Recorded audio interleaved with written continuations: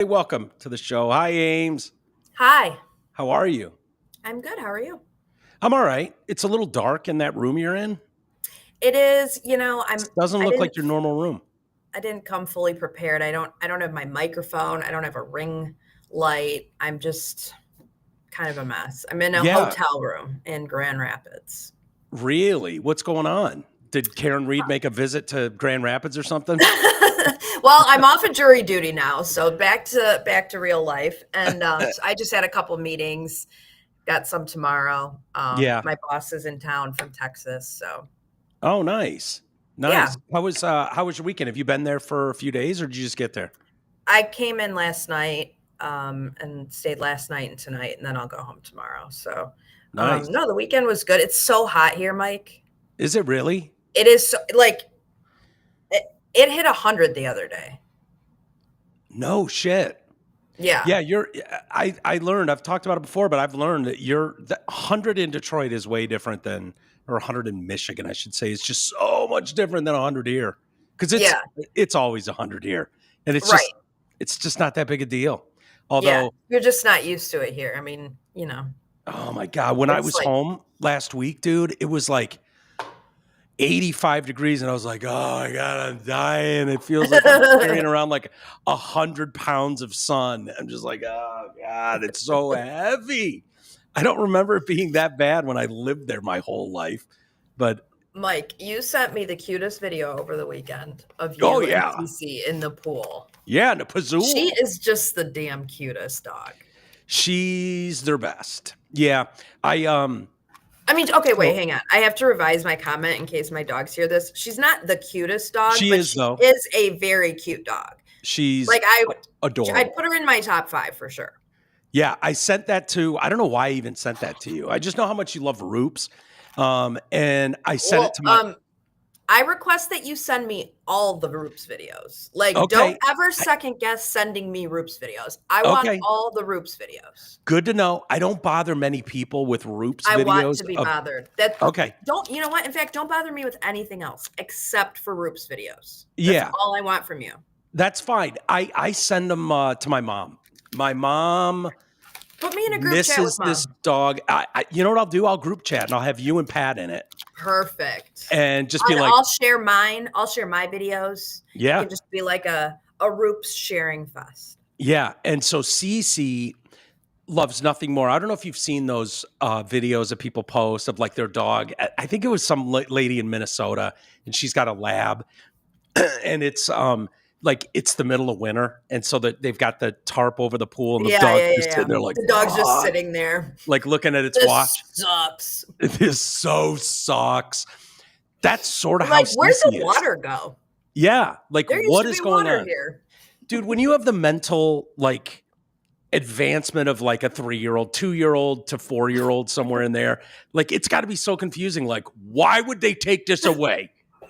This was literally their best thing ever. You're not going to believe it. There was a whole square back here and there was nothing but water. It was amazing. It's got to be so confusing. And they covered it up. And they covered it up for no reason. And so because they don't know the difference in the seasons. What the fuck do they know? They don't know why you can't swim in the winter. No, they don't get it. And Cece is one of those, like, she learned when she was this big. I put her in the water and I just follow her around. And it was like, I'd let her have like 2 minutes. And so she's been diving in the pool since she could fucking walk. Yeah. And so she just loves it. And so if I look at her, if I take off my shirt, she's like, we're going into Pazul. We're going in. I know we're going in. And I'm like, dude, I'm taking a shower. Fuck off. And then if I just grab a towel, she's like, we're doing this, aren't we? It's like, no, dude, it's the middle of winter. Relax. And so I would be like, you want to go in the, and she's like, fuck it. She just starts going, dude, want food? Nah. Treats? Like, hell yeah, I do, but I'm not going to go crazy. You want to go into and then I'd start messing with the word. I'd be like, you want to go into Pazul? I didn't say it. And so now, if you even mention Pazul around ape shit, It's her time. And so Do you swim with her like every day? Well, that was my thing. I'm a piece of shit. And so I was like, no, I'm not going into Pazul every day. And she's just like, I'd walk out the door because the pool's in the backyard. I'd walk out the door and she's like, are we doing this? And I'm like, no, I'm going inside to the main house and I'm going to get something to eat. She's like, she's just bumming out. And it's like, she's starting to get a little heavier. And it's like, okay, this dog needs to. And so this weekend I was Mike, like, how hard is it to hop in the fucking pool? It's not hard at all. In fact, come on now. Can you see me? Wow. Yeah. Look at you getting sunburns. Yeah, I got burned. And so, but I'm sure you don't wear sunscreen. No, I've never put it on a day in my life. Yeah. And you cannot be told otherwise. Not really. No, tell it to the warden. Would you put it on if you were in like the Mexico sun? I might have done it in the Mexico sun, which is no different than the Arizona sun. Right. That's true. Yeah. But it feels so refreshing. It's like I'm not even getting burned out here because it's just so comfortable and nice. It's like nothing. Yeah. Right. But I did that. And I was like, you know what? I'm going in every morning. Before I start going to work, before I start looking for stories, I'm going to take this dog and let her blow lines. What she wants to do is herd. She wants to herd like her little basketball. Her little you saw the video. Yeah. And so she dives in and she just wants, it's all she wants to do. And the last it's so funny how she goes around that tree. Like she's got her, path that she goes. She does. And she scrapes up against a tree, when she's wet. And I tell her to shake. And she shakes off. And dude, it's the best. But the last 2 days, so Sunday and today, I've been kind of sidelined because of the burn. Oh, for sure. Yeah. I mean, you can't. Heaven forbid, you like wear a fucking shirt in the water. Or something, not doing that. That's come on. So, but the last 2 days, she went swimming this morning. She went, because the warden and Marshy went in. And so she's just like, we're going in. Here we go. And she just goes nuts. It's their best. And so I'm like, you know what I'm going to do for this? What I'm going to do for this little girl is I'm going to make an effort to go every day because she won't go in without me. Oh, really? No, she like I've thrown her in before and she's like, dick move, dad. This isn't fun. Yeah. I'm not going swimming laps by myself. She doesn't want to do that. And so I've got to be in there with her, which is fine. So I've made a. Now, does she swim with the warden? And she'll go in as long as another person's in there. Okay, it doesn't have to just be you. No, but that video I was talking about, it's a Labrador retriever, and Mom posted a video of this thing. A lot of you have probably seen it if that's in your algorithm, like Roop's videos, like they are for you. There's like an absolute downpour, and this dog's in the middle just paddling around, and Mom's like, okay, dude, it's a storm out here. Can you come inside now? And the dog's like, no. It just keeps paddling away. It's the best. But Cece won't go in there alone. So, it's probably best. I was always worried. I always kept her out of there unless Day's in there with you. So she plays by those rules. I grew up with a pool, and I remember, I always wanted my mom to come in the pool with me, but she would always be like, I'm not getting my hair wet. Mm-hmm. And I just always thought, that is so stupid. Mm-hmm. That's so stupid. And I will never be like that as an adult. I remember thinking that. I will never be to the point where I'm like, oh, no, I can't get my hair wet. And I'll be damned. I mean, I'll go in the pool with my niece, but I'm like, I'm not getting my hair wet. Isn't that crazy? And as soon as the words come out of my mouth, I'm like, oh, God, I'm an old fucking lady. Mm-hmm. I am who I didn't want to become. Yeah. It's so funny because I see it with Marshall. It's something in us as kids, like the things he wants to do in the pool. It's like he's going to get out of the pool the wrong way, not use the. I'm like every step and put my hands here and get out properly. He's just like hopping over the edge and running around. And you're just like, dude. And it's like, you want to watch me do a somersault? I'm like, no, but go ahead. It's like like all those things that we did and drove everybody nuts, but your friends thought was cool. It's like, Totally. no cannonballs. And you're like, okay. But he does all of them. And it's like, no one taught him. No one showed him. It's just, yeah. I don't know what it is, man, but I'm the same way. I get in now and I get up to here and I'm like, good enough. I don't need to. You want a mask and swim? You can see underwater. I'm like, yeah, I'm good, dude. No. Yeah. Well, it's a little easier for dudes. I mean, you just come out and you shake off like you're a dog. But I mean, if I'm not going to go in, get my hair wet. Now I've got to come out. I've got to dry it and curl it again. Like it's just not happening. Yeah, totally get it. Do you get mad if you get splashed? Because I do. Yeah. I mean, I can't get mad at her. So I just am always like, if that happens, I'm like, okay, no, it is what it is. Well, with her, she's not going to be a dick. Guys are dicks, and they'll do it on purpose.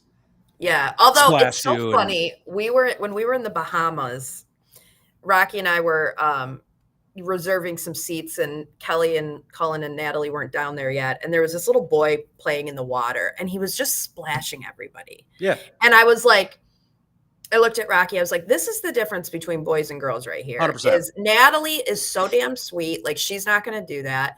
And Kelly, Cullen, and Natalie walk up, and the first thing Natalie does is splash Rocky. Yeah. Probably knows better than to splash her mom, though. I was like, oh. He's like, oh, really? That's the big difference, huh? The first thing she did when she walked up was, they're very different. It is. Yeah. I see it with Reed and Mad, especially because they've got like at their place in California, properties are so small, there's not a lot of, so they've got like a neighborhood pool, and it's a good sized pool, and they're on the swim team and all that. But then there's like just free swim and they go nuts, probably just filled with whiz, but seeing them, like Madison's so dainty and working on her backstroke and working on her breaststroke, whatever. And Reed's just absolutely fucking around with the boys, It's just, the differences are monumental. But it does say, because we had talked about trying to work on like getting more active, because it's like, oh my God, everything's just shutting down. Like it's all like, and I feel like I'm at a, like it's exclusive to me. Like I hear other people bitch about it and I'm like, yeah, but you're not really going through that. It's really just me that's falling completely apart. Yeah. And maybe we're all going through that, but it's like, dude, it's only going to get worse. Uh-oh, we lost her. Or maybe we lose me. Was that you or me? I don't know what just happened. It was me. Okay. Yeah, but we're trying to keep each other more active. Yes. Kind of thing. And so that was I've been having this problem with my right foot. It's just painful. Like it needs to be stretched out. And I'm like, you know what? The Pazzool's probably the best thing to do for it, because you don't have that gravity, and the fact that I'm a fat slob, like every step is the worst. And it's like 400 pounds of pressure on a foot. And the pool is just awesome. And so I go in there and I'm just like hopping on one foot and working it out and stretching it out. Feels so much better. And it's like, nice. Good. Yeah. There you go. So I'm trying to get more active. It was appalling how not tan I was being in Scottsdale. It's embarrassing. It is embarrassing, Mike. Yeah. So did you do anything this weekend? What did I do this weekend? I feel like I did, but now I can't remember. It was so fucking hot. Oh, the air show was happening, Mike. Yeah, the one over Iran. The air show was happening. Yeah, well, it's funny you say that, because, here we are in this first world country, greatest country on the planet, and I'm just sitting there in my air conditioning, and out my front window, I can just watch this beautiful air show of all these army planes, and they're doing, fucking tricks and flying right over my house. And I'm like, this is the coolest thing ever. Yeah. Because I live very close to Willow Run Airport, and that's where the air show's out of. So they're flying right over my house, like literally right over our house. Yeah. And it's so loud. And I just looked at Rocky and I'm like, if we were anywhere but here right now, like this would not be cool. You know what I mean? Like it would be scary as fuck. Yeah. And you wouldn't like it. And it's not like a show. It's like real life, and they're dropping bombs on you, you know? Yeah. They're Just a very crazy. different Those experience. videos out of the Middle East where you just see these flashes in the sky. Crazy. And like, I just like can't imagine, even like, you don't know. I didn't realize the air show was this weekend. And so the first time I heard them practicing, and I'm like, are we going to war right now? Like, what is going on? Like, what are these jets that are flying over my house? Because it was when all this was happening, you know? And then I was like, oh, I texted Travis and I was like, is the air show happening this weekend? Yeah. What is the CIA doing something, Trav? What's going on? Exactly. I confirmed we're still meeting at his house. All is well. Good. Well, the whole thing went off over this weekend, and it was wild to watch the internet explode and everybody's opinions, and MAGA's divided. I mean, we were talking about it on Thursday and maybe on Wednesday last week. Trump gave himself 2 weeks to make a decision on, dealing with Iran. And then like the next day it was like, he decided. Boom. Yeah. I mean, nobody knew anything. And I was it's probably part of the plan, to be honest. Like, absolutely, make these fuckers think that they've got more time than they do. Yeah, 60 days meant 60 days. Yeah, FAFO. Yeah. Sorry is what it is. But I planned a whole show. Like, I've been working all morning. I'm like, okay, I need to get up to speed this whole weekend. It was like, okay, I don't want to just be like, here's what Donald Trump thinks is a good idea. No, I want to know what everybody thinks of the Iran thing. I want to know what MAGA people think. I kind of already know what the lefties are going to think. They're gonna say the exact opposite of whatever they said when Obama did. Love war. Right. They're going to say the exact opposite, and then I'm going to see 100 videos of them saying the exact opposite when Obama did it. Like, That's just the way it goes. It's like they have nothing they're grounded in or anything.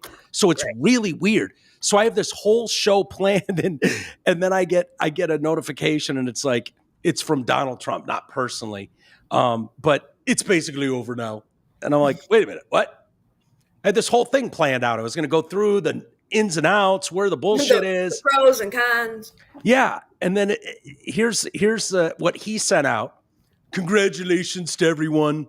It has been fully agreed between Israel and Iran there will be a complete and total ceasefire in approximately 6 hours from now, when Israel and Iran have wound down and completed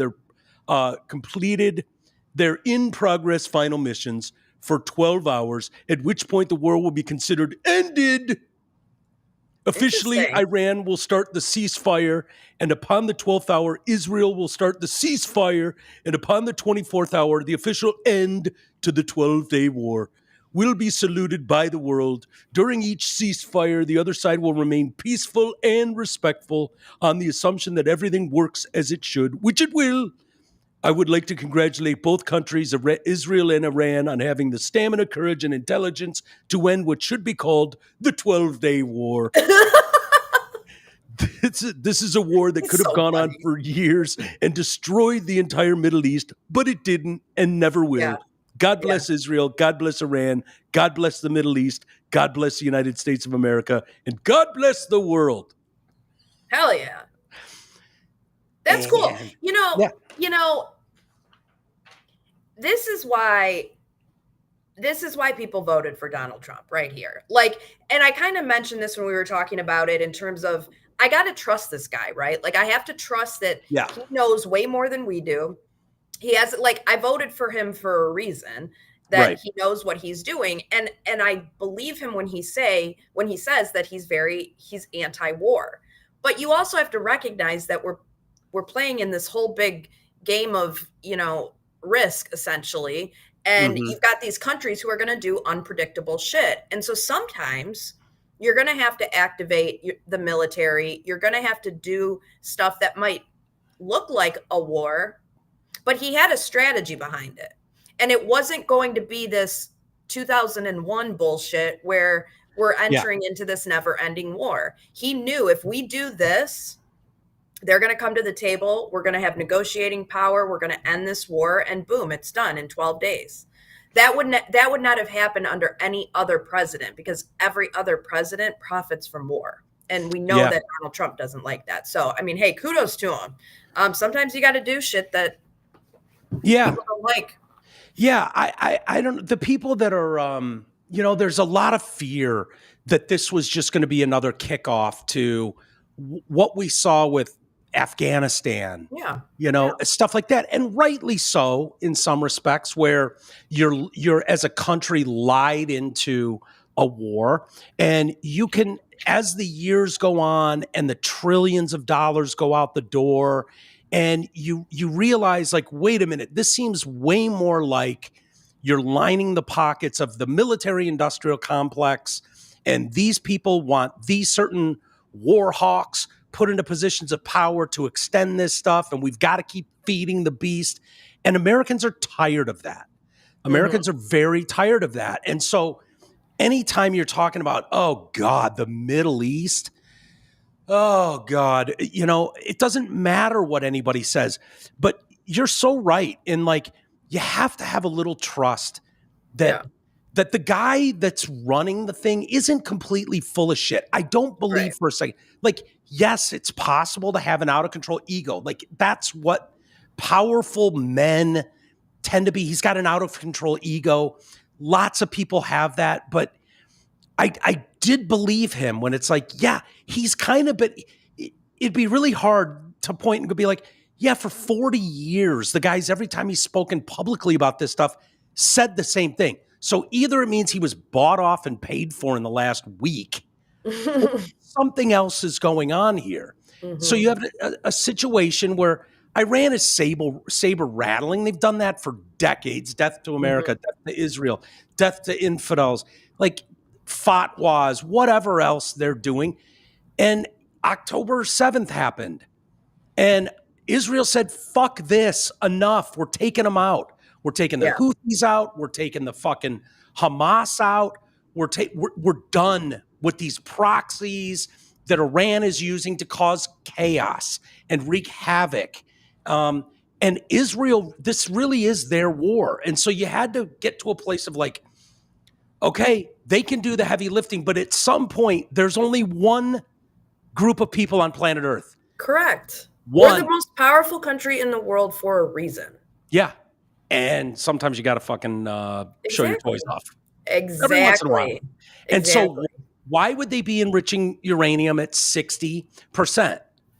And, like, there's only one reason to do that.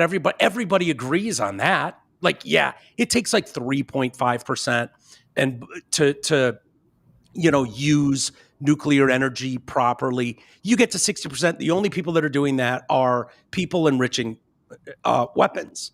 Like, that's the goal there.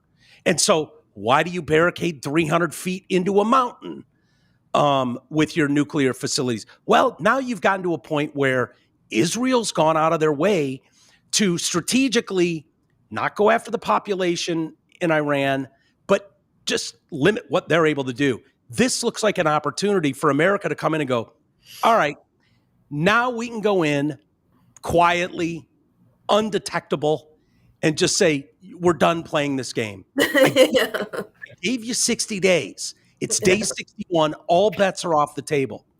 So immediately the people are going, oh, here we go. Like, this is going to be another generation of, we're already $37 trillion in debt.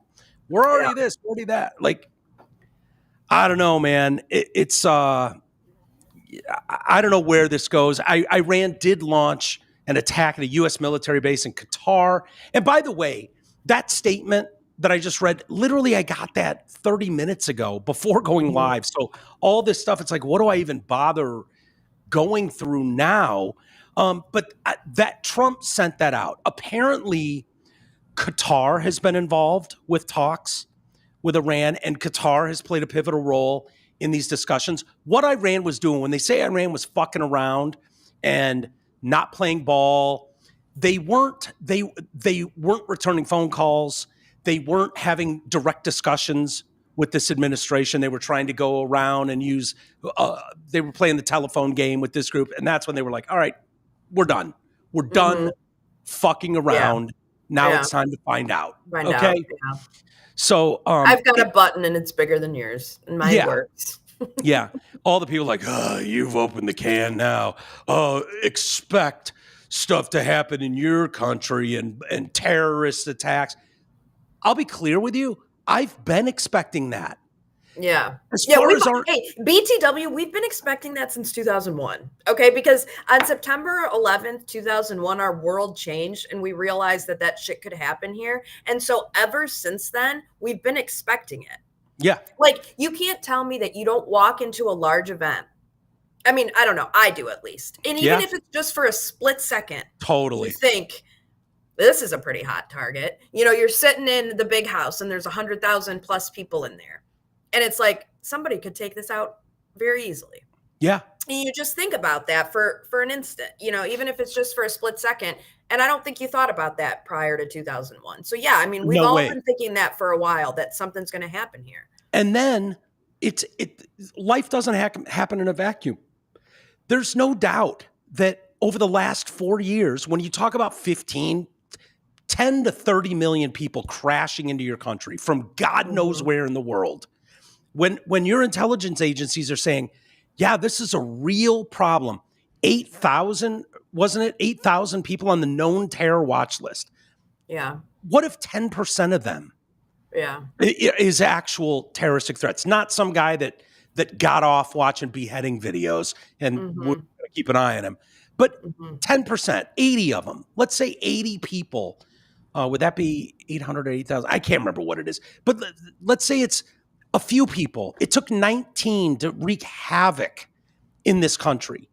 And, you know, I mean, did extreme damage to morale, to our way of life, so much. Like, I've been expecting, and I don't think you needed Iran to prop that up. Like, my expectation was 12 days ago that it's just a matter of time. Something's coming. Someone's going to pop off somewhere. Someone's going to do something. So now you've given ground like, well, this is what Trump's new war caused when it happens. And I'm going to tell you, before it's happened, it's probably coming. Something's probably coming. Gross is right. But like, I don't know where you land on this, Amy, but I don't think you can have 800, 8,000, whatever that number is. I'm sorry, I don't have that in front of me.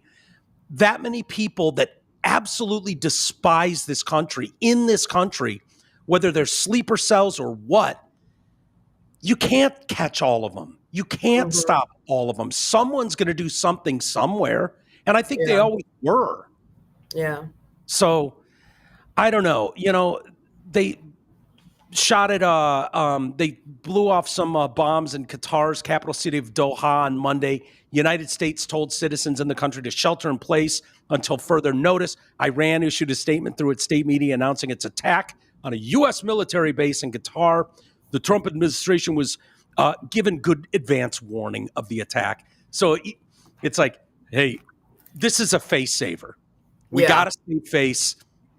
We're going to launch some shit. Make sure you get all your people out of there. Qatar, get your people out of there. Let the citizens know to hang out at home for a little bit. We're going to show Iranian style strength. I get that. And I think there were 10 missiles launched, and 9 of them we went, get out of here with that. Knock it off. Get it out of there. And then one of them was they gauged the trajectory and they were like, yeah, that's going to land in the middle of nothing. Just let it go. And so they let that one go. So what are we going to do? We did have speeches over the weekend. I thought we were going to be able to play these. These are fun. Trump and his team. This one seemed different. Thank you very much. From what we usually see of Trump, where he goes and it's like 45 minutes long and he's just winging it like he's freestyling on stage, you know, which drives some people nuts. If just the look of him doesn't make you go crazy, then you know what to expect with these kind of things. Yeah, he's not a politician, whatever. But this much. A short time ago, the U.S. military carried out massive precision strikes on the 3 key nuclear facilities in the Iranian regime, Fordow, Natanz. I heard someone say it looks like a Men's Warehouse commercial. Totally. It's not that far. But the end of this, That was it. Like 3 minutes, 45 seconds total for Donald Trump doing a address the nation. Yeah, when I was like looking for his comments, I was like, every clip I'm finding is like 2 minutes long. What the fuck is going on? Like, where do I find his full thing? You know? I want the whole thing. And it's like, where do I find the whole hour? they were probably like, hey, this is short and sweet. Okay. Yeah. It was the most difficult of them all by far. And perhaps, and all of the brilliant military minds involved in this attack. With all of that being said, this cannot continue. There will be either peace or there will be tragedy for Iran far greater than we have witnessed over the last 8 days. Remember, there are many targets left. Tonight's was the most difficult of them all, by far, and perhaps the most lethal. But if peace does not come quickly, we will go after those other targets with precision, speed, and skill. Most of them can be taken out in a matter of minutes. There's no military in the world that could have done what we did tonight, not even close. There has never been a military that could do what took place just a little while ago. Tomorrow, General Kane, Secretary of Defense, Pete Hegseth will have a press conference at 8 a.m. at the Pentagon. And I want to just thank everybody, and in particular, God. I want to just say we love you, God, and we love our great military. Protect them. God bless the Middle East. God bless Israel, and God bless America. Thank you very much. Thank you. Here is voice crack. Tomorrow, General Kane, Secretary of Defense, Pete Hegseth will have a press conference at 8 a.m. at the Pentagon. And I want to just thank everybody, and in particular, God. I want to just say we love you, God, and we love our great military. That's different. Yeah, he seemed like emotional almost a little bit. Yeah. It's different than what we're used to with him. Remember when al-Baghdadi, when they killed Terrorists Baghdadi? Who oppress and murder innocent people should never sleep soundly, knowing that we will completely destroy them. These savage monsters will not escape their fate, and they will not escape the final judgment of God. Baghdadi has been on the run for many years, long before I took office. But at my direction, as Commander-in-Chief of the United States, we obliterated his caliphate 100% in March of this year. Today's events are another reminder that we will continue to pursue the remaining ISIS terrorists to their Abu Bakr al-Baghdadi. This was all that Abu Bakr al-Baghdadi, this is what he wanted. This is what he was proud of. He was a sick and depraved man, and now he's gone. Baghdadi was vicious and violent, and he died in a vicious and violent way as a coward, running and crying. Seems like a different. He was crying. Running and crying. Running and crying. Died like a dog. The best is Shane Gillis's take on this. I'm sure you've seen it. It's oh my God, dude. Shane Gillis. Speeches. Trump gave what I think was probably one of the greatest speeches of world leaders given. You know, it's got to be up there with like Churchill, Gettysburg Address. Anyway, for real though, it was my favorite speech I've ever seen a president give. It was the night the United States killed the leader of ISIS. Trump comes out of the Situation Room at like midnight in the White House, and he walks down that fucking tunnel like he gives a press conference, like he's giving a post-game NBA just killed a guy press conference. He walks up in front of the entire world at midnight and just goes, Abu Bakr al-Baghdadi is dead.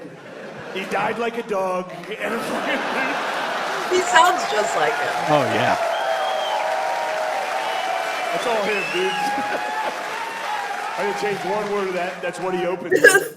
Yeah. And then he did 40 minutes. The speech is 40 minutes for no reason. It wasn't a prepared speech. He freestyled 40 straight. Not even a speech, just mean shit talk for 40. The meanest shit talk you've ever heard in front of the whole world. Abu. We can hear him crying. I said, Abu, don't cry.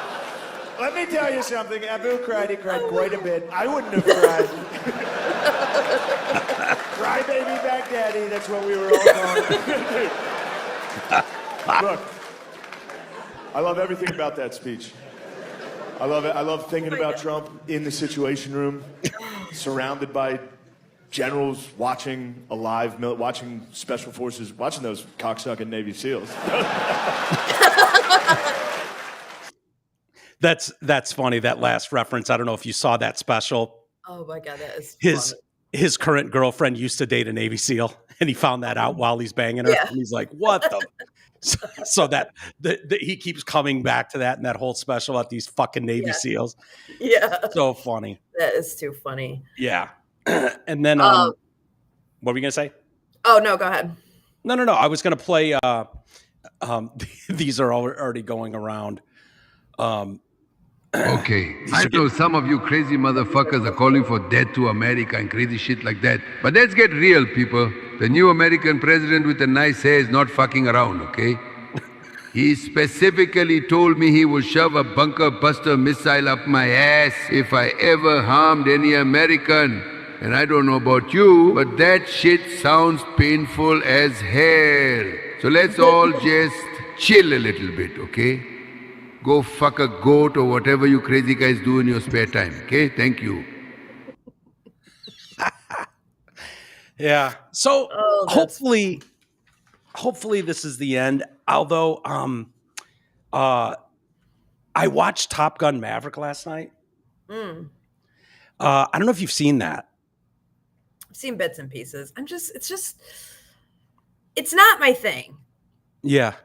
I don't know. I know it's good. It's just not my thing, but I've seen bits and pieces. Rocky loves it, so he watches it. And my dad jacks off to it, as a former Navy pilot. My dad just, anything to do with that. It was like his favorite movie. By the way, the original does not hold up very well, Top Gun. I know it's I've never even seen the original. Yeah, it would be kind of douchey, just the way movies were in the 80s.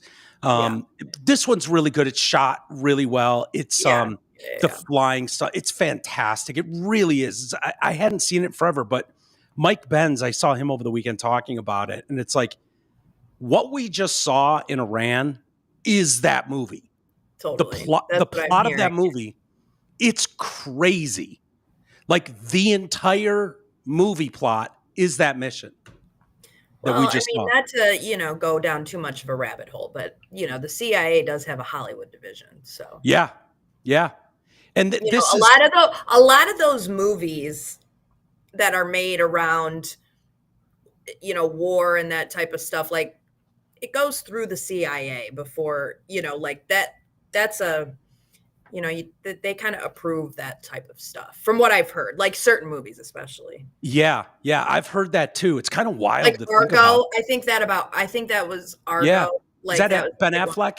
The Ben Affleck movie? Uh-huh. I can't remember what that is. I've heard that about other movies too. It makes sense. If you look at the movies that are out, they're all like CIA plots. Like Travis would be great to talk to about this stuff. Yeah, he's actually in the Hollywood division right now, I think. That wouldn't surprise me. Yeah. Seeing people freak out. I'm trying to think of what else I have here. Marjorie Taylor Greene. Oh, I have something once we're off of this topic that we can talk about. Okay. It's not what you think. Okay. Oh, geez. It's not. It's not about that. No, it's not about that. I think a lot of people had this opinion. Marjorie Taylor Greene. Yeah. Where do you land on her? Do you like Marjorie Taylor Greene? Or is she like the squad of the right? She is like that. I think sometimes she can be a little white trash. Yeah. But that's okay. But I do very much appreciate her style, that she doesn't back down. I like to think I would be like a classier version of Marjorie Taylor Greene if I were in those hearings. Like, I would go at things a similar way. I wouldn't be shy. I'd probably fight back with the bitches across the aisle who were trying to fuck with me. I'd be like, no. You'd be a Kristi Noem. You'd have a touch of Kristi Noem in there. Kristi Noem likes to show her titties off. White trash. Which one? Fine. Which one? Marjorie. Yeah. Kristi Noem likes to show her titties off a lot, which I great respect for. She's holding it together, you know, for sure. And she's not afraid to talk shit to the bitches across the aisle. And guys too. She'll go at them. I like that, but I can see totally how if you didn't align with her, kind of your moral system aligns more with Marjorie Taylor Greene or a Kristi Noem, Ice Barbie, you know, that kind of thing. How she would drive you nuts, like the right is driven nuts by the squad. I get it.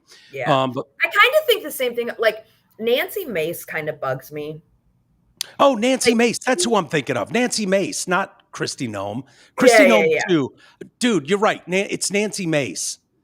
Yes. Like, she bugs me a little bit. I feel like she's just like, sometimes she can't let shit go, and it's like, okay, like, just let it go, you know? But I don't mind her, but kind of the same thing. Like, her and Marjorie Taylor Greene, I feel like her. Yeah. But I'd probably hang out with them if I was in, you know. Oh, yeah.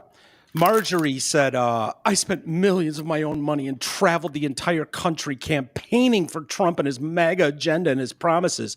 And Trump's MAGA agenda included these key promises: no more foreign wars, no more regime change, world peace. And this is what the people voted for.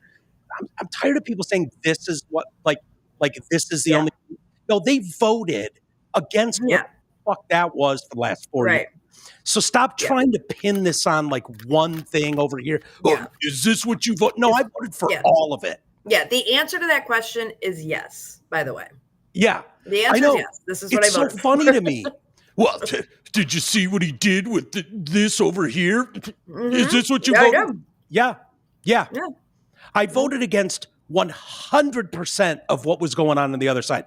So does that mean I have to agree with everything, every decision made at the executive level? No, it doesn't. So stop it. This is what people voted. Yeah, it sort of, in part. And I don't, only 6 months in and we are back into foreign wars, regime change, and World War III. Slow down, Marge. What do you think it's a bit of a stretch to act like we're in foreign wars, regime change, and World War III now? Yeah, right. So take it down a notch, Marjorie. Like, what are you talking about? Yeah. And no, none of us would be in favor of that. I don't know how many times we need to say it. Right. No. But it was a 12-day war, so who gives a fuck? Yeah. It feels like a complete bait and switch to please the neocons, warmongers, military-industrial complex, and neocon TV personalities that MAGA hates and who were never Trumpers. Blah, blah, blah. And she goes on and on to tell, in another long fucking rant about, I've watched our country go to war in foreign lands for foreign causes on behalf of foreign interests for as long as I can remember. I was in 10th grade when Desert Storm started. America's $37 trillion in debt. American troops have been killed and forever torn apart physically and mentally for regime change, foreign wars, and blah, blah, blah. I'm sick of it. And on and on and on. Yeah, we're all sick of that stuff. I don't think that's necessarily what went on here. Yeah, right. I think if people were being honest in that area, they are thanking America a lot, going, you took something away that could have possibly been a disaster for the area, for the Middle East. Iran, a nuclear-armed Iran with the group that's in charge there that does not see the world the way you see it. It's unfortunate how the people are living there. I in no way would want boots on the ground. I feel bad for the women that live over there in under this regime. But that's for the Iranian people to figure out. And whatever Israel does going forward, good luck to them. Yeah. Good luck. We went in and did something that does affect the rest of the world. If Iran can get a nuclear bomb and make nuclear bombs undetected from the world, whatever, and is playing games with it, that's a danger to everybody.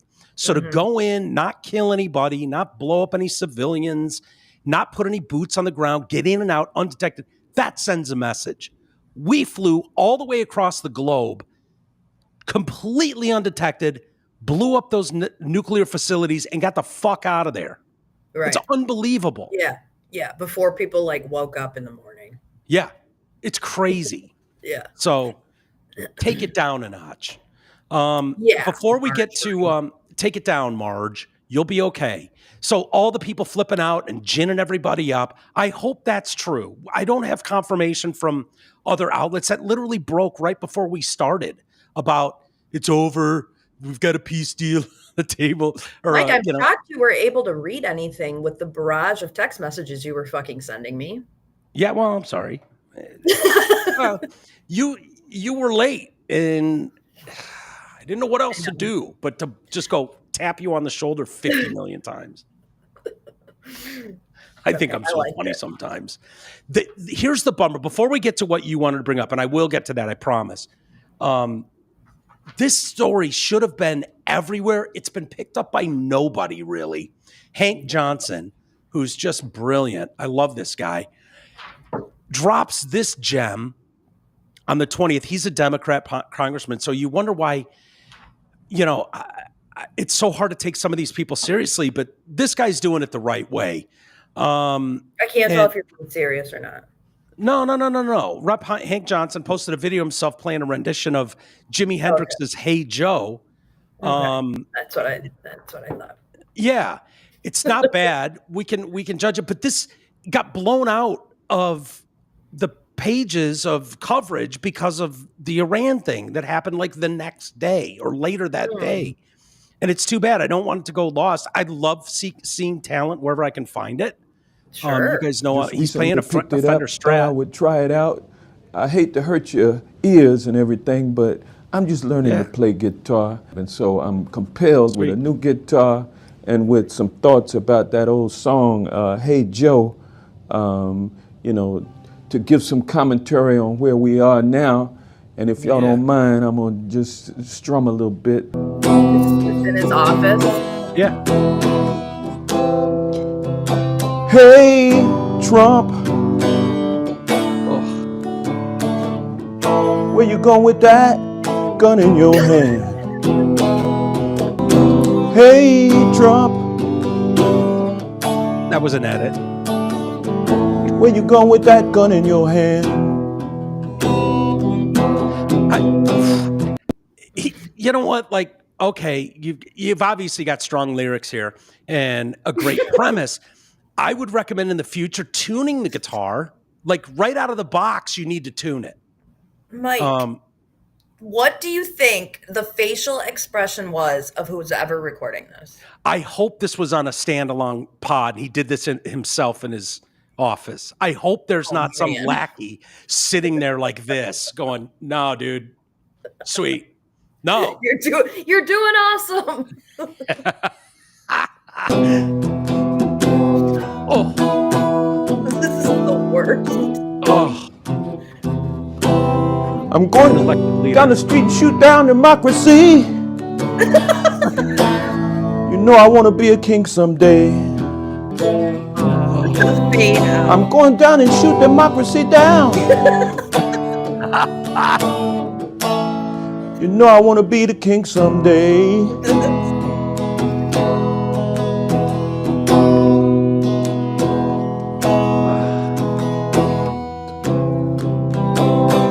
Hey, Donald Trump.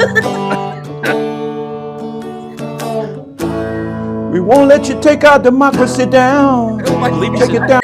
It's 4-4. He came in on the 3, I think. He was supposed to come in on the 1. This thing is a shit show. What are these lyrics? Dude, you know what the saddest part about this is? There's edits in that, which means they were like watching this like I want to know what was between those edit points. Like what was deemed not good enough for public release. Like, Mike, somebody has to be doing this for him. He's not editing it. No. That's why I feel like someone's recording it. Or at least standing there at a bare minimum. Someone's standing there encouraging this. Yeah. But you got to think like this isn't top of the head type shit, right? Like if you're noodling and then you come up with something funny and play on words like, okay, yeah, he's able to pull off, I don't know. But this is something he like practiced and sat down and wrote lyrics to. Yes. Hey, you couldn't come up with something better than "Where You Going with That Gun in Your Hand"? That's like actually a lyric in the "Hey Joe" song that Hendrix did. Have you seen Trump strolling around with a gun in his hand? Like that doesn't even make sense. Shooting down democracy. Yeah. Down to the ground. Is the amp doing anything? It is. He is plugged into that. What's a little Fender? That's a little Fender amp back there. And he's playing a real guitar. That's a Fender Strat. You'd never know by hearing it. I mean, this is so wildly out of tune that like this is day one shit. This is like on your tax dollars. Yes. Like he's in his office doing this. This isn't like at his house on his like spare time. Like you're paying him to do this. Yeah. Yeah. We're out of session for a couple weeks. I'm back home in my wherever state. This is clown central. Like I'm trying to. Oh, it's just so embarrassing. So embarrassing. Like, dude, okay, cool. You're picking up guitar at 65. Sweet. That is for you in your bedroom and you in your bedroom only. Correct. Oh, I got to hear the end of it.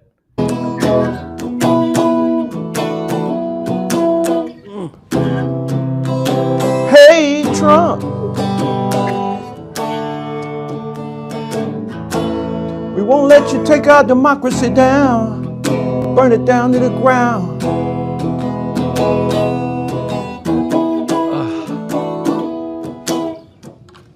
That's it, y'all. Oh, no, that was great. You. You should keep going. You're on to something. Thank you so much for announcing the ending, sir. As if you couldn't have just stopped fucking playing and we would have picked up on it. Or just like stopped recording. That's all. That's it, y'all. Hope you enjoyed it. We didn't enjoy it, sir. It was terrible. I'm glad. I hope he continues to post more. Keep in mind who that guy is. That's Hank Johnson. Mr. Johnson. By the way, he framed that. I thought this was interesting. He framed that that performance as a tribute to Black musical heritage and personal expression of political concern. Oh, he's trying to throw race into this. Like So is this setting the stage for if you took issue with his performance there, it's obviously you hate Black heritage, anything. Well, obviously. Yeah. This is the same guy that was concerned that Guam was going to tip over if we put too many, the island would tip over if we put too many military troops there.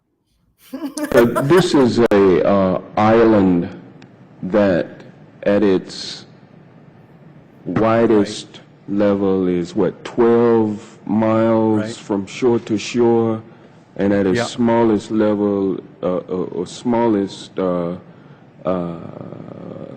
Come on, location, it's 7 miles between one shore and the other. Is that correct? I don't have the exact dimensions, but to your point, sir, I think Guam is a small island. Very small island, and about 24 miles, if I recall, long. Irrelevant. So 24 miles long, about 7 miles wide at the least widest place on the island, and about 12 miles wide on the widest part of the island. And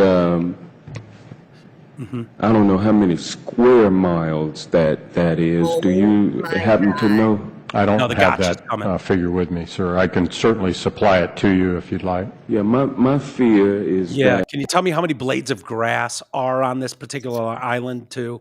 Is that the whole island will become so overly populated that it will tip over and capsize?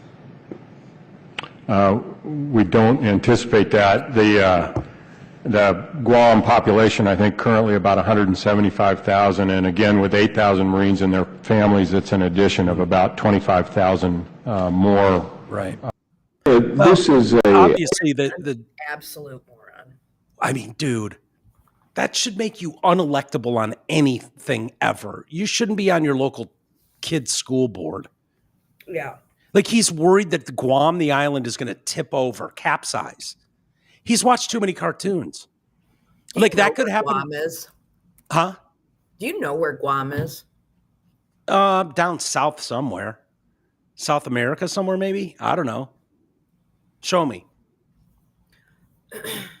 It's so crazy where Guam is. You're never going to believe this. Really? Yeah, hang on a second. Why am I way And I off? only know this because my company services Guam, and I was talking to the Guam rep recently, and I'm like, where do you fly to go to Guam? Okay.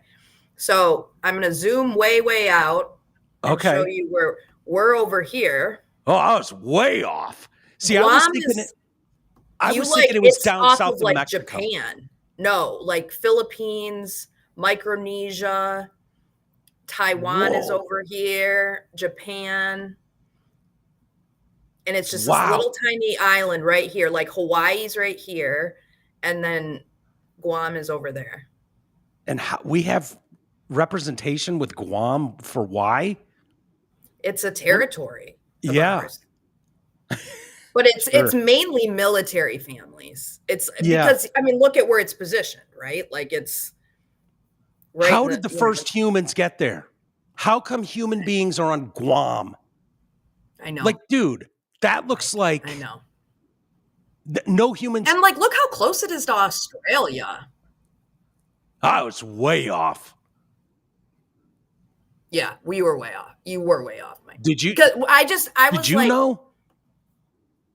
No, I had no idea until I started talking to the rep who does Hawaii and Guam. And I was like, what's that travel like? You know, but he was saying like he flies to Japan and then flies to Guam. Wow. And I was like, when he said that, I was like, what do you mean you fly to Japan? Where's Guam at?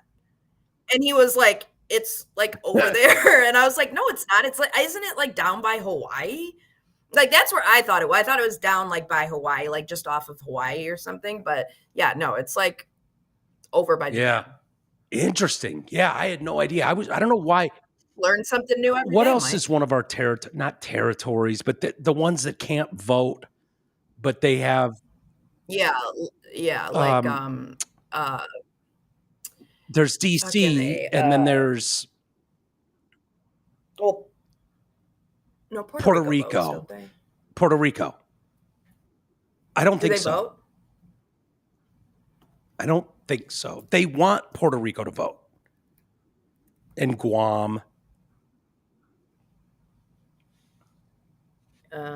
Yeah, they don't. Yeah, I don't think so. My mom used to live in Puerto Rico, and I think that's what I was thinking of with Guam.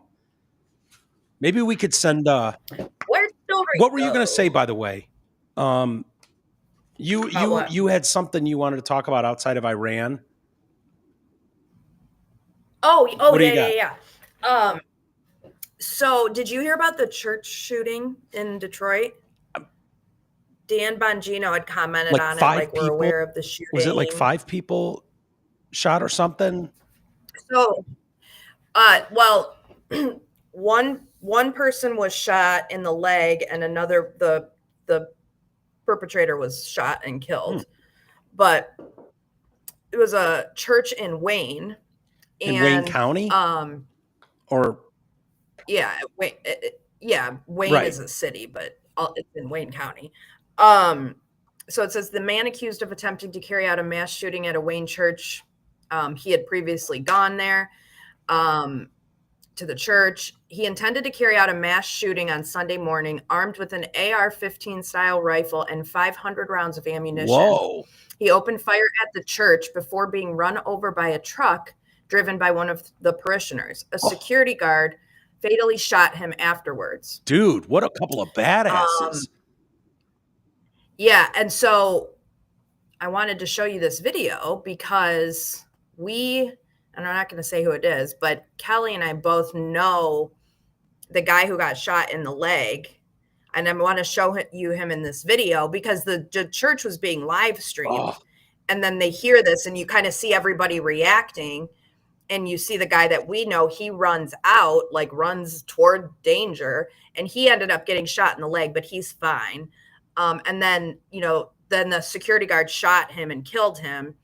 But to stop him, because this guy was driving his truck in the parking lot and saw him in tactical gear, and he started shooting into the church and I guess busted the AC lines.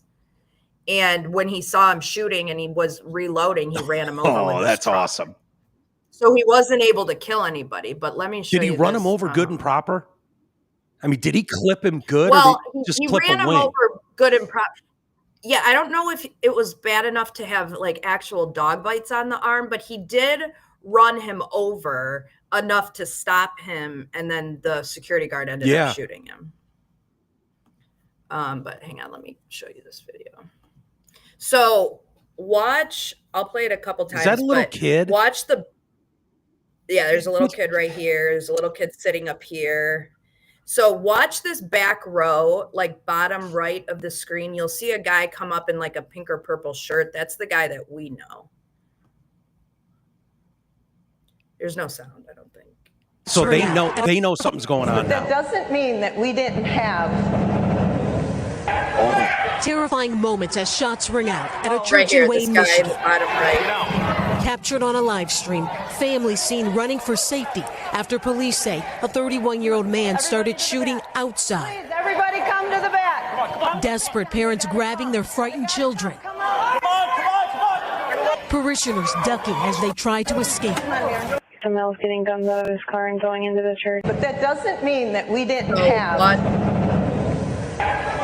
Terrifying moments as shots ring out at a church in that's full auto. That's full auto. That's not semi-automatic that's going off in the background. Holy shit. Boy, you really do have to. Yeah, you're shooting into the building. You really do have to help women and children, don't you? There's a reason women and children first. Like, they can't get a fucking pick them up and put them down. Let's go. I know. So this guy right here, bottom right in the purple shirt, is the one that in Wayne, Michigan. Captured on a live stream, families seen running for safety after police say a 31-year-old man started shooting outside. Please, everybody come to the back. Desperate parents grabbing their frightened children.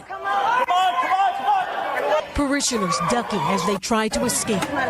Someone getting guns out of his car and going into the church. It happened after 11 a.m. at the Cross Point Community Church just outside of Detroit. The suspect exited his vehicle wearing a tactical vest, armed with a long gun and a handgun. He approached the church building and began firing his weapon. According to authorities, a parishioner at the church hit the gunman with his vehicle. At least 2 staff members shot and killed the suspect outside of the building. His motivations are unknown, but at this point, it appears he was suffering from a mental health crisis. You think? I started hearing. Oh, you don't say. What's that? Yeah, you don't say. Dude. I said you don't say. How awesome would that be when duty calls, when that moment lands and it's like, I'm running the fucker over. I am taking my vehicle and flooring it. Like, that's a dream right there. Flooring it. Yeah, and, hell yeah. And I hope it was square. Don't tell me you clipped the wing. Yeah. I want ass over apple. I don't want just dog bites on an arm. I want broken bones. Yeah, if I just hear like, a broken tail light and he's got dog bites on his arms. No. I don't want to hear 24 miles an hour. No. I want whatever that thing's capable. At 12:32 a.m. I don't want to hear anybody Googled how long to die in the street getting run over by a van in a church parking lot. All right? Hey, you brought it up, not me. But seriously, isn't that fucking, like, how scary? You go to church and you're sitting there and all of a sudden you just hear, in the back.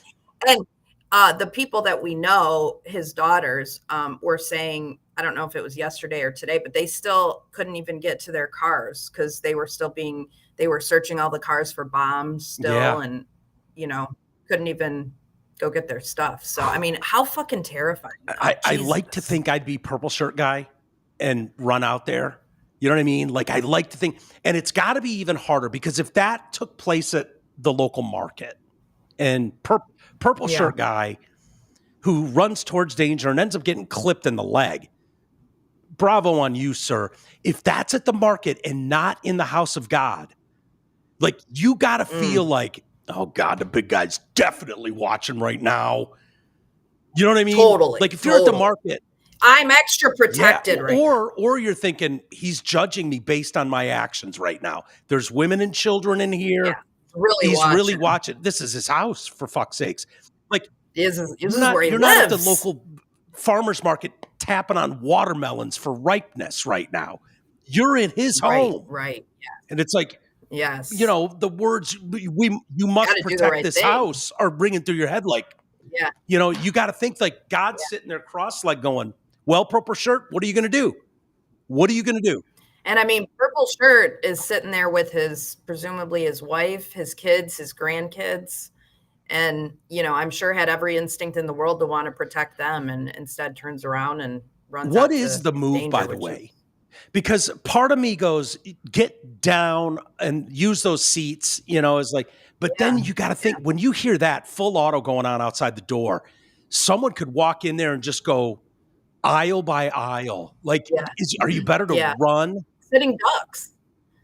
And there's an extended version of that video, but like one person is like, everybody run outside, and someone in the background's like, I don't know that outside is the right place to go. And it's like, but that's what you're thinking, like, well, he's outside. Why am I going outside? But you don't know, you know, what he's doing or where you he's don't going know in that moment if there's a team of 5 and a team. Is there multiple? Yeah. Are we running out? No, that would be absolutely terrifying. Like, honestly, think about. And it's just the last place that you feel. I mean, you're there, you're in church. Yeah. That's just not a place where you feel like you're going to be targeted for something like that, you know? That's crazy.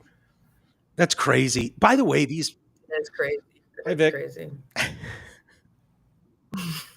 Oh, my God. She's not going to like the next story. Mike, I just have a quick question. Do you like Sour Patch Kids? One of my favorites. Yeah. It's probably why I'm a diabetic now. What color do you like? Oh, boy. If you would have asked me jelly beans, I could give you an answer. Sour Patch, like, I feel like they're all. Why? Do you have. I only have green and yellow left in this bag. I like yellow. Ew, I think so. What are you, a red and orange guy? Red, orange, and blue. Yeah, blue. Yeah, blue's a little weird. It's not a trad color for them. I don't feel like blue was always a Sour Patch Kid. I feel like he's the new guy. He's like a DEI hire. No, I don't think so, Mike. I don't think blue has always been there. I think when I was a kid, there was not a blue Sour Patch Kid, and then through DEI or something, we got blue guy in there.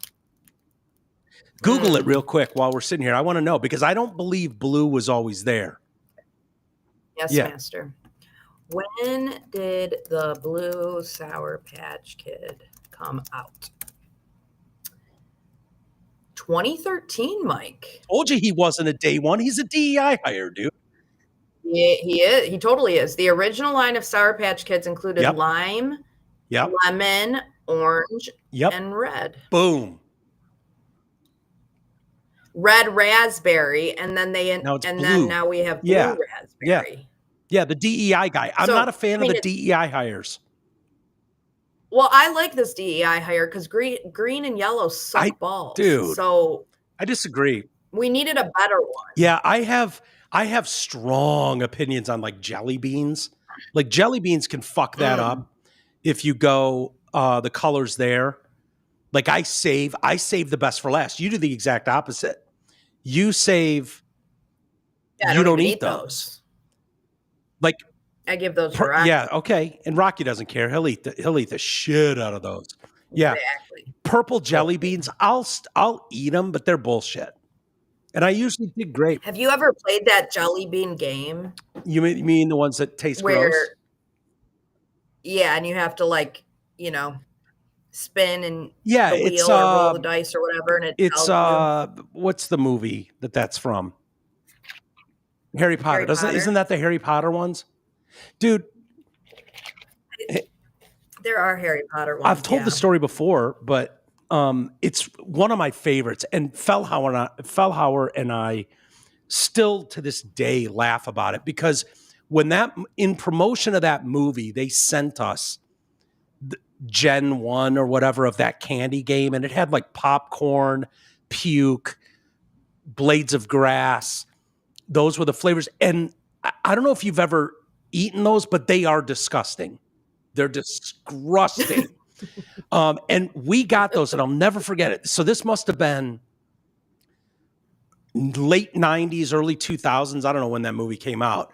But they sent us those at the station, and we brought them and we tried them in the office. Now, Drew and Mike are in the production room getting ready to make phone calls. Like we were a well-oiled machine back then. And we would do interviews and make calls after the show. And so at like 10:15, we would be back in that production room and making our calls and all that stuff. And I remember Mark and I walked in there, and Drew is sitting there at the mic and doing an interview or something. And we just set him down and opened him up. And so it just looks like a pile of jelly beans. And Drew just starts eating them. And we're just like, oh, this is going to be great. Oh, my God, he just took a handful of puke. This is fucking hilarious. Yeah. And he just ate the whole thing. Never said a word. Never flipped out. Never and Mark and I are like, because we did it in the office and a half hour earlier, and they were disgusting. Oh, they were so gross. And Drew just ate the whole thing like they were just jelly beans. All right, dude. So yeah, when I see people pull out, it's the only thing I think about is that happening. Yeah, it's hilarious. Yeah, if I was there, I would eat those yellow and green ones. I'd have no problem with those because their sour is so overpowering. I'd give the sour is so overpowering. They don't bother me. So but dude, I swear to God, so if gross. any of them I was going to kick out, it'd be the DEI blue ones. Those are the ones that I would shit can, not the trad ones of green and yellow. The Supreme Court today, another ruling from the Supreme Court came out, blocking a lower court order that required 15-day notice to individuals that the administration is trying to deport out of our country to countries other than their own. The high court's action reversed the lower court's order requiring that those being deported have enough time to contact a lawyer and present evidence that would show their lives could be in danger if deported to certain countries. Fuck out of here. I don't care where you go. You can't stay here. Supreme Court said, essentially. The order focused on a flight carrying several men, it's always several men, from various countries, including Myanmar, Laos, Vietnam, Cuba, and Mexico, which was initially headed to the South Sudan, but ended up in the East African country of Djibouti in order to give men time to dispute their final destination. The U.S. says the men are violent criminals convicted of crimes including murder, sexual assault, kidnapping, and robbery, and said, yeah, they don't deserve to stay in the United States of America. Sorry. But Judge Brian Murphy of the U.S. District Court of Massachusetts, always the same states, said people must still get a so-called credible fear interview in their native language to be able to dispute being sent to a country they're not from. People must get 15 days to challenge their deportations. The Supreme Court said, yeah, no, we're not doing that.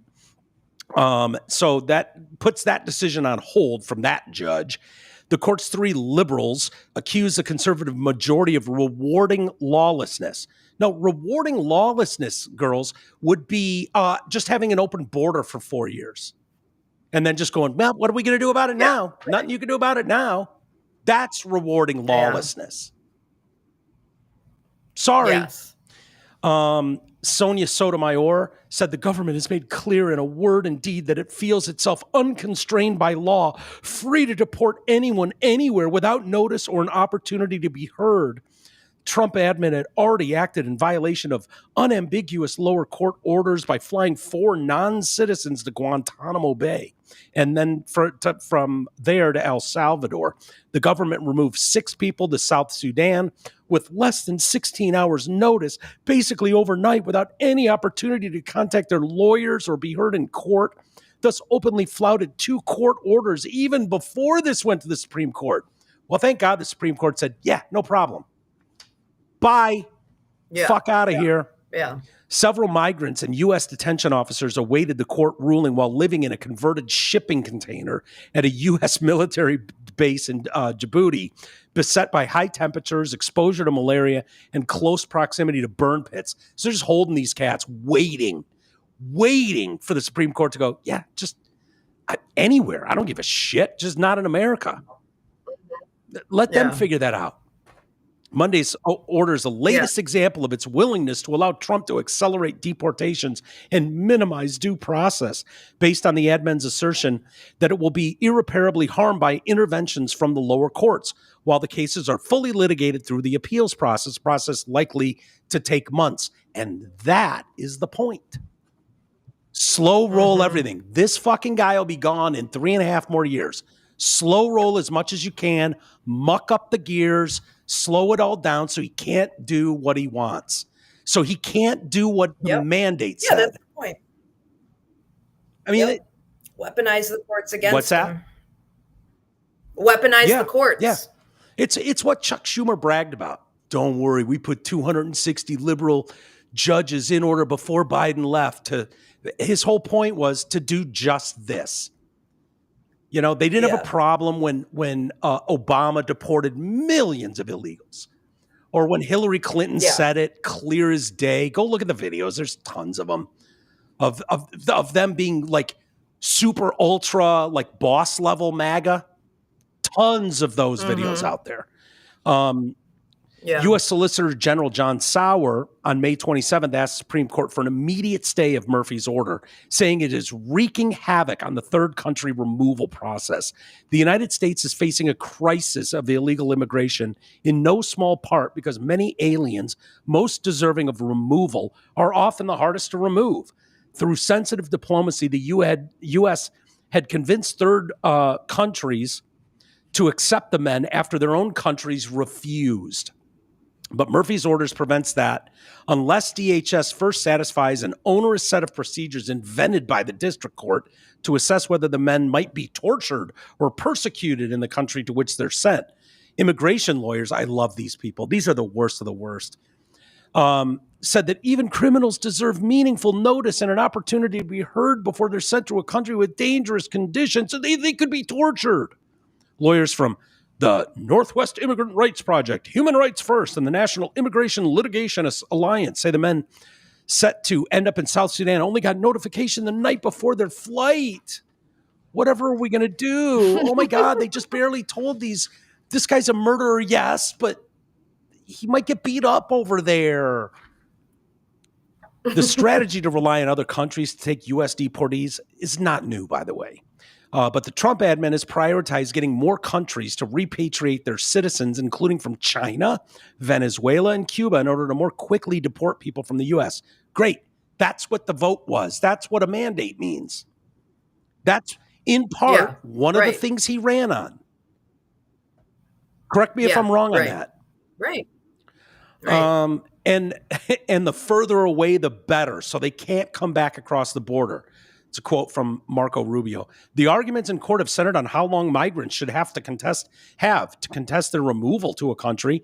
DHS says, that process takes minutes, not weeks.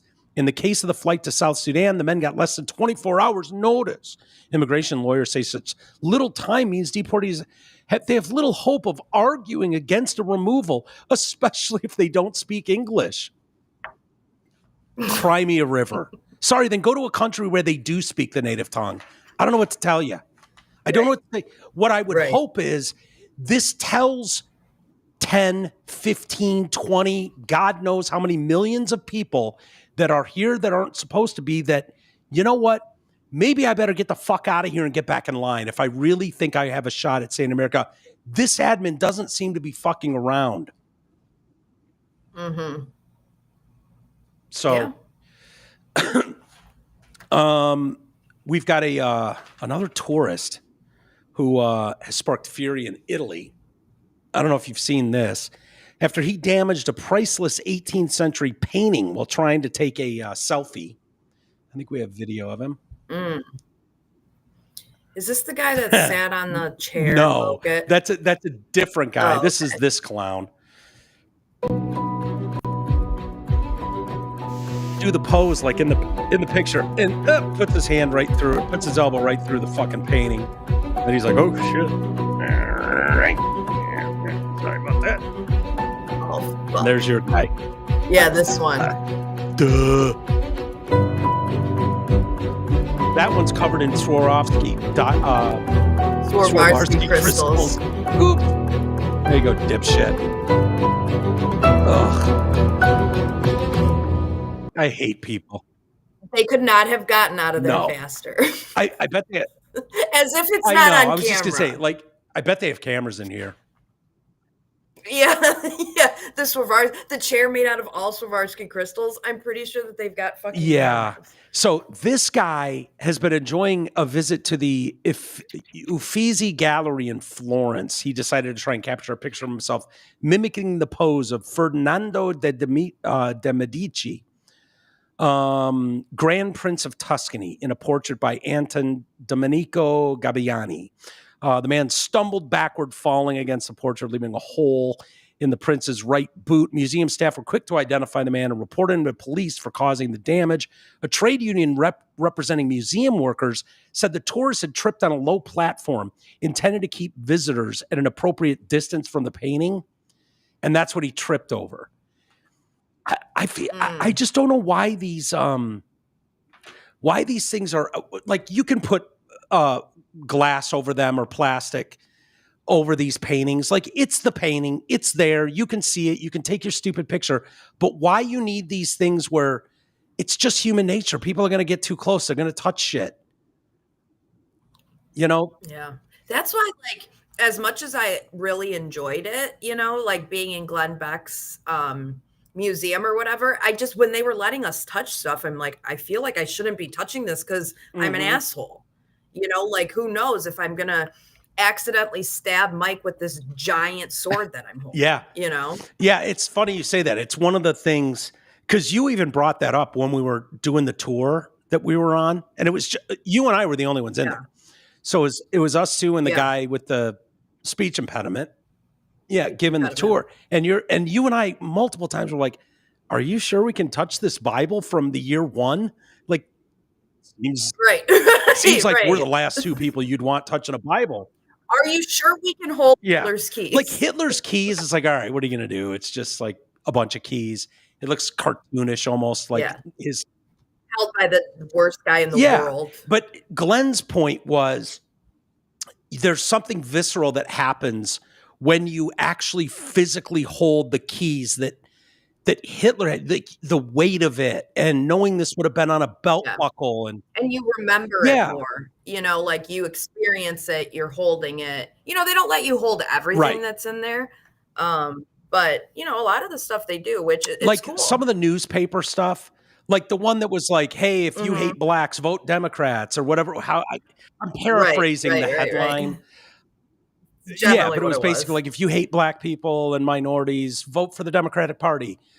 It could have been a headline from yesterday, but it was from, you know, World War II or whatever. No, during, I don't know when it was, but yeah, I don't think we were allowed to touch that and some of the stuff. But some of the stuff, it's like, you know, those guns. But seeing how heavy those were, and so heavy, that was, and how big, like running through mud fields, holding that and look. right.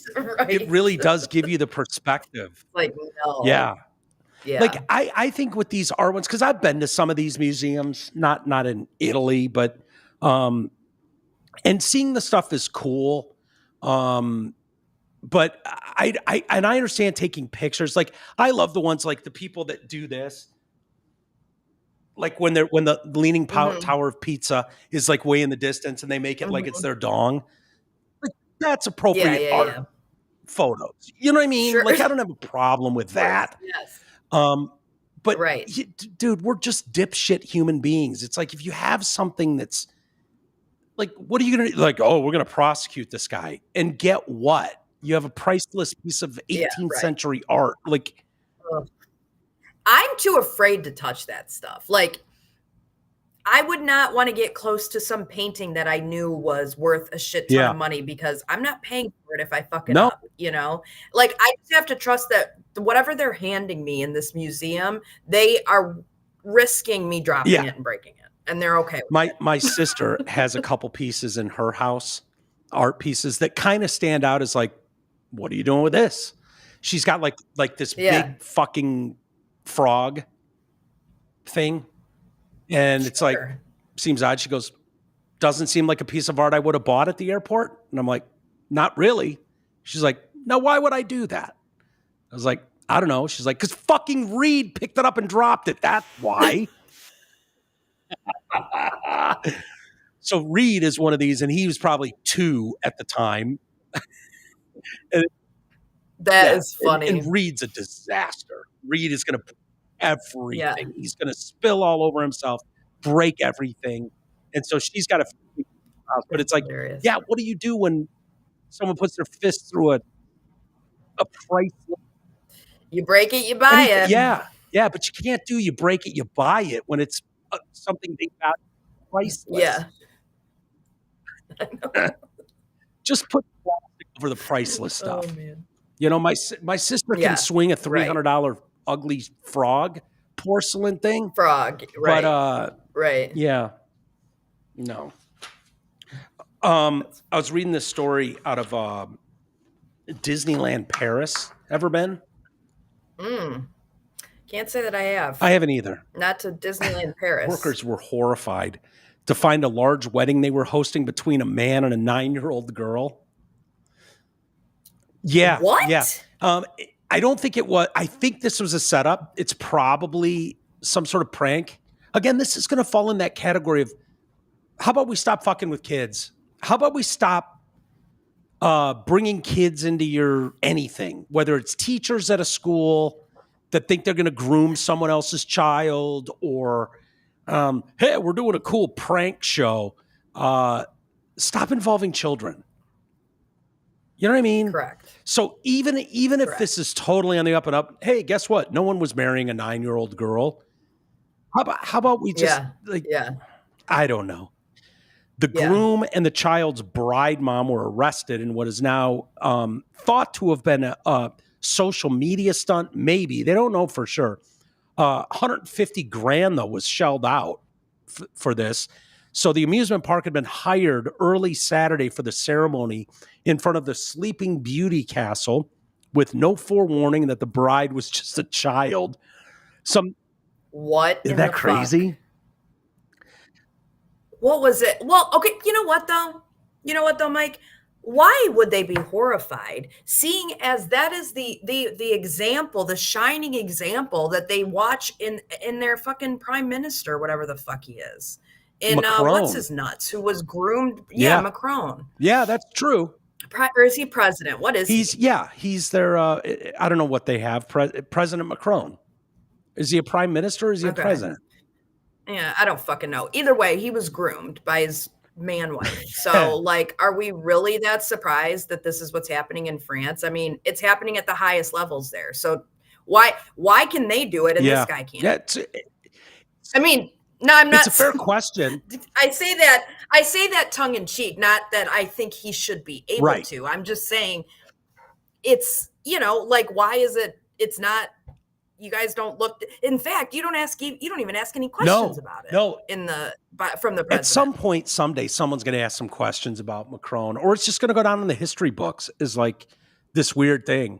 I hope something comes out of it. Yeah. Wouldn't you love to know? Yeah. Wouldn't you love to see them have to explain instead of dodging everything? Like, there is way more evidence. Again, go watch Candace Owens' breakdown of the Macrons. It's incredible. It really is. Some 300 guests and a string quartet arrived around 5 a.m. before the park was open for regular guests, with horrified employees which horrified employees only when seeing how young the bride was. The scared and confused little girl was wearing a wedding dress and 5-inch heels taped to her feet. Staff called... Yes. What? Staff called police, who arrested 4 of those involved, including the would-be groom, a 22-year-old British national. They also arrested the 41-year-old mother of the 9-year-old girl, both of them who had arrived in Paris from Ukraine 2 days earlier. Police also arrested a 24-year-old woman recruited to play the role of the bride's sister, and a 55-year-old recruited to act as dad. The latter explained he'd been recruited to play the role of the bride's father for $13,840 and discovered last minute, oh yeah, the bride's 9. So French prosecutors are looking into whether the wedding was a sick stunt for social media or not. An ad was published online days earlier asking for extras, including 200 adults and 100 kids between the ages of 5 and 15 to take part in a high-end wedding rehearsal. The extras met in Paris around 4 a.m. on Saturday, where a bus was waiting to take them to Disneyland. But at 6 a.m., staff figured out what was going on and told them to leave. We all thought we were going to attend a wedding. Everyone was stunned. No one expected it. Disneyland apparently handled things well. Again, stop fucking with kids. Simple as that. That's fucked up.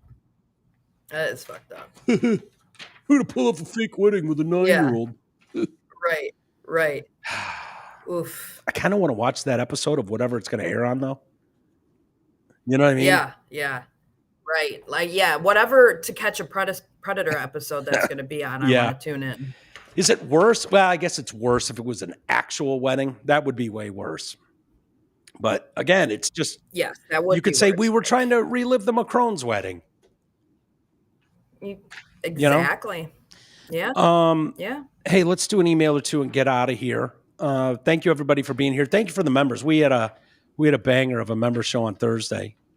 Did we? I don't remember it. Yeah, we did. It was probably a little racy for most people. What did we talk about? Hair flaps guy. Oh, yeah. Yeah, Locked In Syndrome made its first appearance on the show. Dude, those hair flaps. I know. It was not good. Scott can enjoy it now. I don't know if I'm allowed to say the last name. He became a new member. Thank you, Scott. So you can go listen to Hair Flaps. And someone reached out to me. I can't remember where it was, but it was dying at just shoot my face. Just shoot my like that whole thing. I was like, yeah, that was pretty funny. But I don't know. We go it's a little different in the members show at the end of the week. That's funny. By the way, this week's going to be a little weird. I have a dentist appointment tomorrow. How about what's that? I said, how about that? I don't know where I am in the process with this bridge right here. So I don't know what they're doing tomorrow. Hopefully it doesn't affect anything and we're here like normal. But I don't know. I have to drive an hour to the dentist. Hopefully I don't get all fucking numbed up. And then Wednesday, I think I'm doing Who Are These Podcasts with those guys. So I don't know what that, I haven't talked to Carl since he asked me to do it. So I don't know what time that is. I don't know if it's live. But look for that episode this week. So it's going to be a little squirrely. Bear with us. Amy's out of town too. So hopefully we'll be back tomorrow. I don't know. Yeah, tomorrow is the one that, I don't know, might be a little bit more tricky for me. It's a later dinner, so I don't know what time I'm going to be back. And I don't know, honestly, I don't know what condition I'm going to be in. So this tooth thing is a process, as I need a lot of weeks of healing before they can do the final. So I don't know if tomorrow's just a checkup or if last time I thought it was just a checkup, see how things were going, and they fucked me up. So I don't know what to expect tomorrow. I'm sorry for that. So if we're here, great. If we're not, that's the reason why. But anyways, Connor, he just bums out so much. I think he took issue with the Karen Reed stuff. He's been a faithful day one guy, so we don't want to lose a Connor. He's a great emailer. Mike, I think a major point missing from the whole crying at the Karen Reed verdict. I don't think anyone has an issue at crying at a verdict or sports team or Sounds like he political does. event or anything you are passionate about. Do you? It is when you put it on the internet and then give a shit as to how anyone reacts to it. Once you put it on the internet, it's public domain to react to however anyone sees fit. And more importantly, you don't get to control how people react. And I know, I'm a moron and need to shut the fuck up. Easily predictable hole. Congrats on never being wrong. Do you want to take that or do you want me to take it? Hey, Connor, I would please tag me in, Mike. Go. Tag me in. Hey, Connor, conversely, when I put something out there and you choose to respond to it, it's in the public domain and I get to respond to your dumbass fucking comment. So if you don't want me to respond to you, don't put it out there and I won't respond. Do you see how that works? You are not the only one, Connor, who gets to respond. And yeah, I know he's been a day one. I genuinely don't care. I just don't because there's this weird double standard that people think because you put something on the internet, it gives you carte blanche to be a complete and utter asshole. And then when someone confronts you about it, it's like, well, you put it out there. Okay, then you put it out there too, my guy. So you're going to get a response back. And if you don't like that, don't email in. But I promise you, I am not the one. I'm not the one that you're going to like email in. I'm going to be like, oh my God, thank you so much for being such a loyal listener. Yeah, come on, just fucking punch my face over and over again because you give a few bucks. No, I'm not going to do that. Yeah. Sorry. Well, so thanks for listening. I would say, and Connor's been a great supporter. Okay. And Connor is entitled to his opinion. Here's the thing I take issue with. It's the people like the Congressman, Hank Dipshit, who posts a video of him playing his stupid anti-Trump song in a horribly out-of-tune guitar. And there's edits in it. Work went into it. And then you posted it. That dude posted that. And the public's going to respond how they're going to respond. What Amy did, and where I think Connor's wrong in this case, is Amy went herself without me and just went, hey, anybody that wants to listen, she's very clear, just like Joe Rogan does with, hey, this is an MMA show. And I go, thanks for the heads up. I'm out on that. No problem.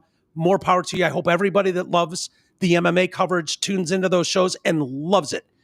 I told you to do those. I was like, dude, for the people that I get it when you're involved with a story, and I've done dozens of them over the years, where people are hanging on every word.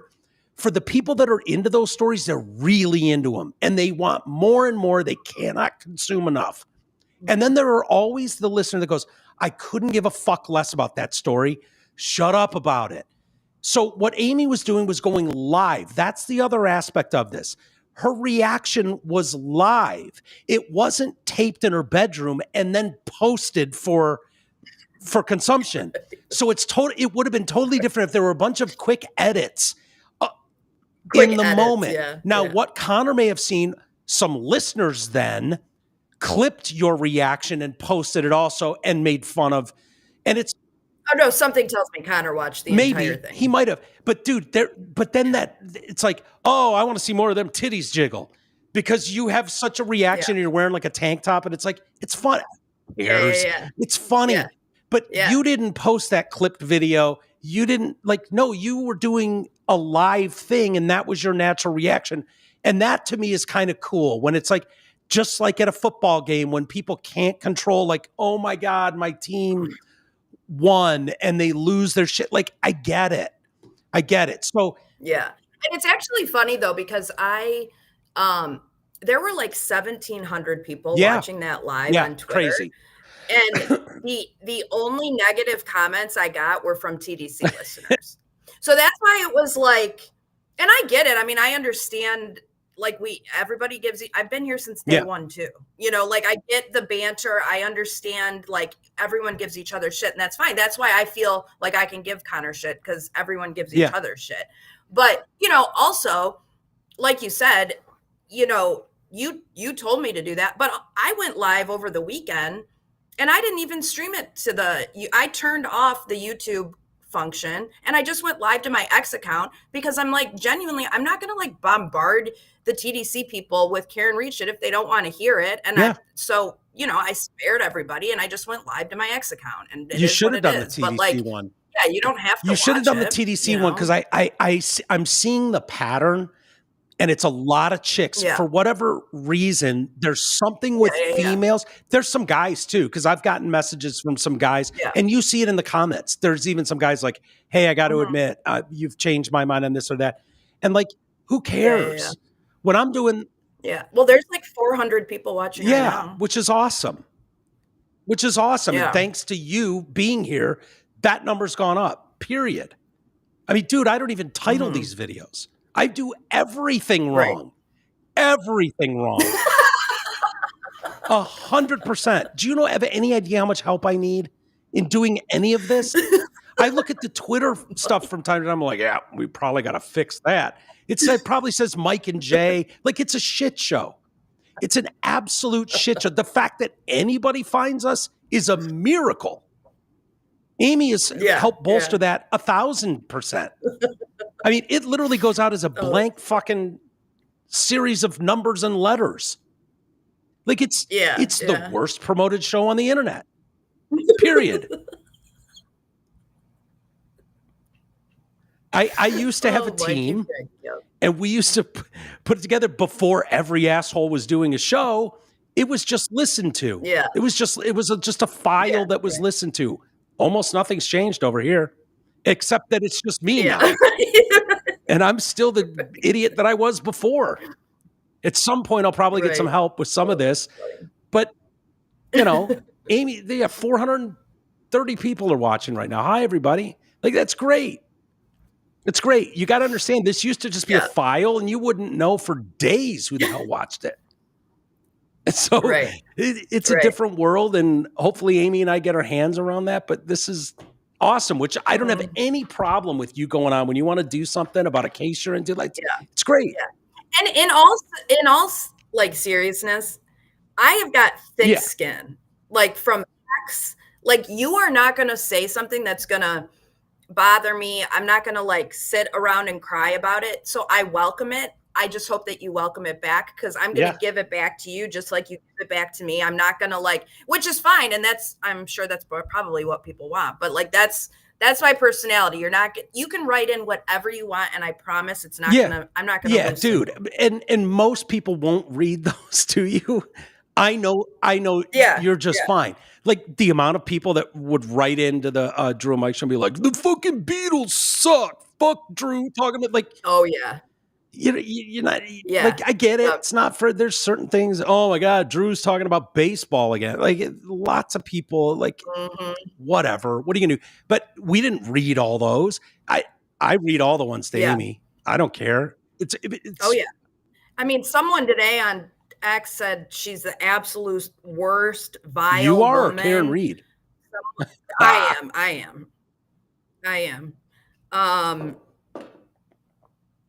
We are coming after you and your demon spawn. Piss off. Is that a TDC thing? Although I don't have demon spawn. Karen Reed, anti-Karen Reed thing. These are, I go in waves of who I get hate from. It's usually liberals. That's generally who I get hate from. But right now I'm in the wave of getting hate from anti-Free Karen Reed people and TDC people. But usually it's mainly Democrats. Yeah, which makes sense. You put MAGA in your name, like on Twitter, like it's that is a statement. Like I'm here. That tells 50% of the people I'm ready for whatever you have. Like it just does. So, but I've made so many nice liberal friends. If you're out there watching, I've made so many nice liberal friends through the Freak here. They're like, I can't believe I'm following Mad Barbie on X. Like, what in the fuck no, it's great. I welcome that because I feel like on a upscale level, on a bigger level, that's what Candace Owens did. Like, if you let the media construct a narrative about Candace Owens, she was a black white supremacist, right?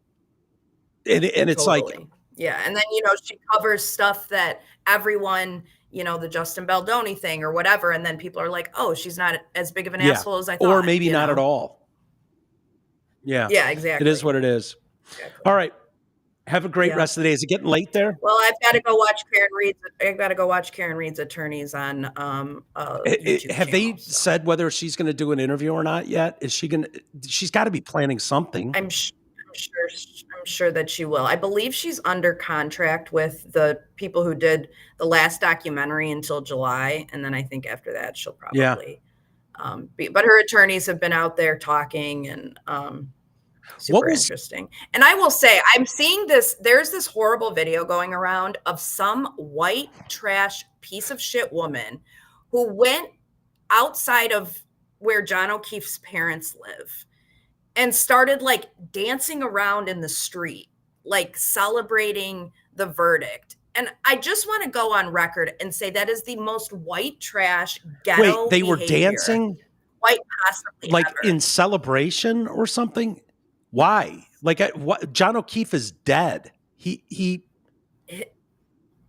Yes. And to do it in like, listen, everyone knows what I think. And I think that the O'Keefe family is in some serious denial if they think he was hit with a car. But that being said, they are his family. Yeah.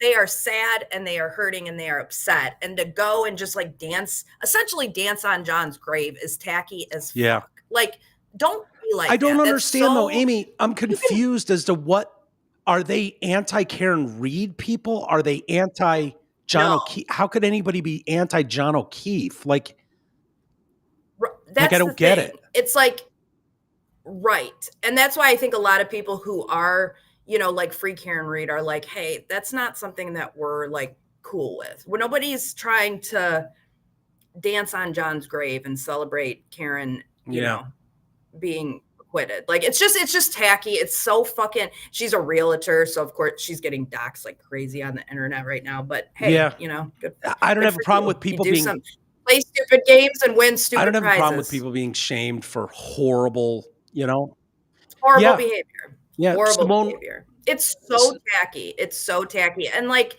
being online is one thing, and saying shit on the internet, but when you take it into the real world, they're going to see it. They've got Ring cameras. Like, it's just don't do that. Just don't do that. It's so tacky. Yeah. No, we are in a strange world. There's no doubt about it. Where people, I don't know. The internet has broken a lot of people.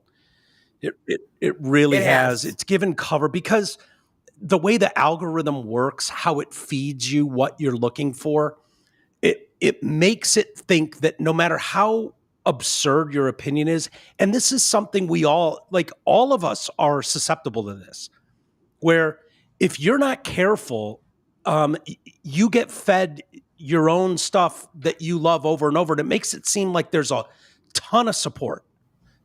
Simone Biles learned this. She just left X today or over the weekend or something after reality kicked her in the face when she tried to go after Riley Gaines, about the trans issue, and it was one of those like, yeah, you don't really have the fucking support you think you do. I don't know what's going on in your algorithm that's teaching you that.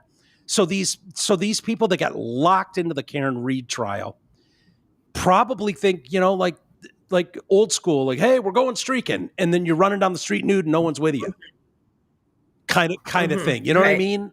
And so like, it's just so tacky. Do you know how much support you must think you have that dancing on this guy's grave is the play? Like, that's kind of what I mean. Like, that shouldn't be, totally. Both sides should look at that and go, no. 100%. And I think both sides are like, that's just, everyone can agree that that's just shitty behavior. Yep. Put yourself in their shoes and, she's lucky she didn't get her ass beat. Horrible. And you're probably going to lose some house sales based on that move. You're a realtor. Be the best realtor you can be. That's just it. Yeah. Right. It's simple as that. All right. Ames, thank you for pulling this off without a microphone and in a hotel room and getting late. Yes. Thank you. Thank you, everybody, for watching. And we'll hopefully see you tomorrow. Like I said, don't hold it against us. We've got a couple things going against us right now, but hopefully we'll be here tomorrow. And if not, we'll see you soon.